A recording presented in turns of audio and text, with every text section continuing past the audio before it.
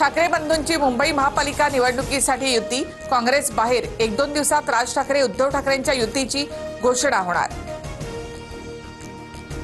संजय राऊतांसह अनिल परबांची राज ठाकरेंसोबत 45 मिनिटे चर्चा। मुंबई शहांच्या घशात जाऊ देणार नाही, संजय राऊतांचं विधान। माझ्या राजकीय कारकिर्दीमध्ये शरद पवार पंतप्रधान व्हावेत असं स्वप्न बघितलं होतं। आत्ताच्या घडीला पंतप्रधान म्हणून देवेंद्र फडणवीस शोभू शकतात। रामराजे नाईक निंबाळकरांच्या वक्तव्याची चर्चा।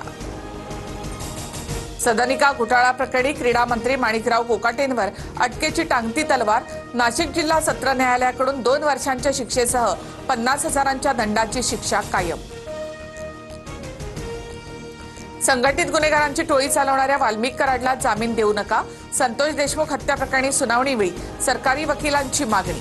कराड आणि टोळीकडून धोका असल्याचा देशमुखांचा मुलगी वैभवीला फोन होता। वकिलांचा दावा। उर्वरित सुनावणी उद्या होणार। मंत्री गिरीश महाजन यांनी नाशिक महापालिकेच्या उद्यान अधीक्षकांना फोनवरून सुनावलं। हिरावडी परिसरामध्ये वृक्ष लागवडीसाठी छोटे खड्डे केल्यामुळे संताप। 2000 वृक्षांची लागवड केली जाणार, महाजनांची माहिती।